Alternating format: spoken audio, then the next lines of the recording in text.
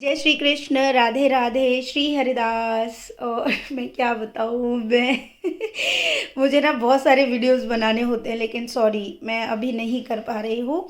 चलिए खैर, जो इम्पोर्टेंट है पहले वो बता देती हूँ, क्योंकि बाकी सारी चीज़ें तो हम बाद में भी बात कर सकते हैं। कोई बात नहीं, जो चीज़ पहले बतानी है मैं बाद में भी बता दूँगी, लेकिन मेन है अब बसंत पंचमी। जैसा कि आप सभी जानते हैं, 5 तारीख को यानी कि परसों सभी को मालूम है कि बसंत पंचमी है। और ये बहुत ही ख़ास है ब्रज के लिए। ब्रज के लिए वैसे तो ये पूरे भारत में बहुत ही उत्साह के साथ मनाया जाता है। इस दिन सरस्वती माँ की पूजा भी की जाती है, क्योंकि बसंत पंचमी के दिन ही माँ सरस्वती जी का अवतरण हुआ था। तो विद्या की देवी हैं वो। और किसी भी कला के क्षेत्र में आप आगे बढ़ना चाहते हैं तो आप ज़रूर सरस्वती माँ का पूजन करें। आप व्रत भी रख सकते हैं, और अगर आप पूरे दिन का भी व्रत नहीं रख सकते हैं तो आप जब तक पूजा करें तब तक तो आप व्रत रखें, और जब प्रसाद आपको मिले आप उस प्रसाद से अपने उस व्रत को मतलब पारण कर सकते हैं। ठीक है जी। एक तो ये बात इम्पॉर्टेंट जो मैं बता रही हूँ, सबसे मेन है कि ब्रज में बसंत पंचमी का या वृंदावन में बसंत पंचमी का बहुत बड़ा महत्व है, क्योंकि बसंत पंचमी से ही ब्रज में होली शुरू हो जाती है। सबसे पहली चीज़, आगमन आ गया है, बसंत ऋतु लग जाती है। बसंत ऋतु सभी ऋतुओं में अ, राजा है, ये कह सकते हैं आप। दूसरा कि बसंत पंचमी वाले दिन क्या क्या करना है, वैसे सभी को सारी नॉलेज है मैं जानती हूँ, पर मैं शॉर्ट में आपको थोड़ा बता दे रही हूँ।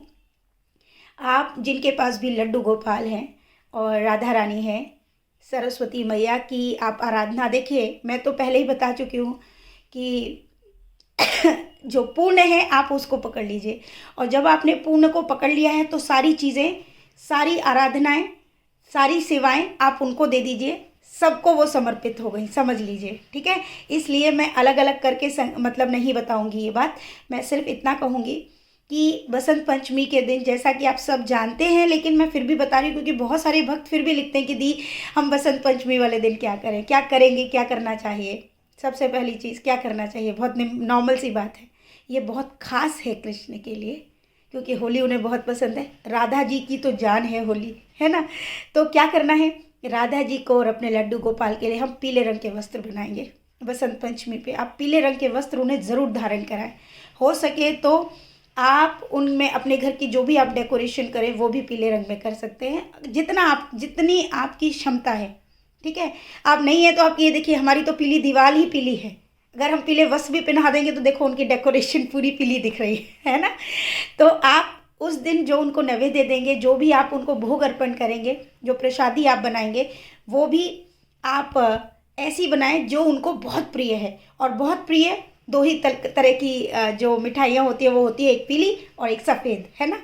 रबड़ी हमारी राधा रानी की प्रिय है, हमारे लाला के भी जो है इतनी सारी चीज़ें सफ़ेद रंग की बहुत प्रिय हैं। सरस्वती माँ को भी जो है सफ़ेद बहुत प्रिय है कि नहीं। और लड्डू से लेकर बूंदी के लड्डू और ये सब पीले नैवेद्य जो हैं वो सब हमारे लाला को बहुत बहुत पसंद है। तो हम कोशिश करेंगे कि इस तरह के ही आहार, भोजन, प्रसाद, आप जिस नाम से भी उसको बोलें, वो सब अपने प्रभु के लिए अर्पित करें। फूल भी आप इन्हीं 2 कलर्स में रखेंगे, ठीक है ना, उनको जो भी आप अर्पण कर रहे हैं, क्योंकि ये जो त्यौहार है ये खुशी का है, उल्लास का त्यौहार है ना। तो और दूसरी चीज़ आप इसमें क्या कर सकते हैं, आज के दिन एक और स्पेशल चीज़ होती है, यानी कि 5 तारीख यानी बसंत पंचमी के लिए वो क्या है कि आज ही के दिन गुलाल की भी होली की शुरुआत हो जाती है। तो आप अपने लालाओं के साथ थोड़ी थोड़ी, ज़्यादा नहीं, आँखों का ध्यान रखेंगे लाला का, आँखों में नहीं गिरना चाहिए। बहुत प्यार के साथ आप लाला के गालों पे थोड़ा थोड़ा गुलाल लगाइए। उड़ा सकते हैं आप पूर्ण रूप से लेकिन ध्यान रखिए, क्योंकि ये हमारे छोटे लाला हैं, तो इस बात का हमें विशेष ध्यान रखना होगा कि उनके साथ होली बहुत ही सुरक्षित खेलनी है। तो आप उस दिन बांके बिहारी मंदिर में तो देखिए बहुत बहुत बहुत उल्लास के साथ ये त्यौहार मनाया जाता है। पूरे ब्रज में ये 40 दिन का जो है होली रहती है, पूरे 40 दिन तक। और ब्रज में अगर कोई एक दूसरे पे 40 दिन में है रंग गुलाल लगा भी देना तो भी कोई उसका बुरा नहीं मानता है, क्योंकि ये बहुत ही पौराणिक परंपरा जो है चली आ रही है, और इस चीज़ को बहुत ही खुशी के साथ मनाया जाता है। तो ये तो है मेन चीज़ें, ठीक है। आप चाहें तो व्रत रख सकते हैं, आप चाहें तो एक वक्त हमारी क्षमता इतनी ही थी प्रभु, तो हम इतनी देर का ही व्रत रख सकते हैं और उसके बाद आप प्रसाद खाकर अपने व्रत को खोल सकते हैं।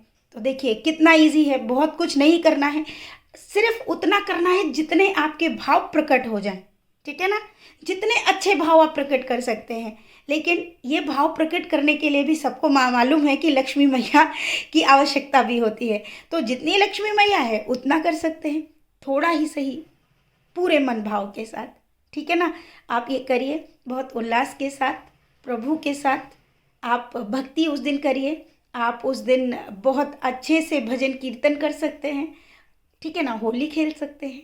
और बताइए, ये आपको बता दिया, इसी मतलब बहुत ज़्यादा सब परेशान हो जाते दी इस दिन क्या करना चाहिए क्या करना चाहिए।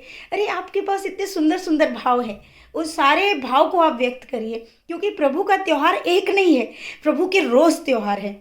मतलब मुझे तो अब ना समझ ही नहीं आता, मतलब पहले मुझे लगता था कि नहीं एक स्पेशल डे पे ये करना है, लेकिन अब यहाँ तो रोज़ ही स्पेशल डे होता है, रोज़ ही त्यौहार है। अब रोज़ ही त्यौहार है तो अब स्पेशल कौन सा बनाना है मुझे समझ ही नहीं आता। मुझे लगता है रोज़ स्पेशल है, रोज़ कुछ खास करना है उनके साथ, है ना। तो ये सब आपके लिए मैंने स्पेशल वीडियो बनाया है।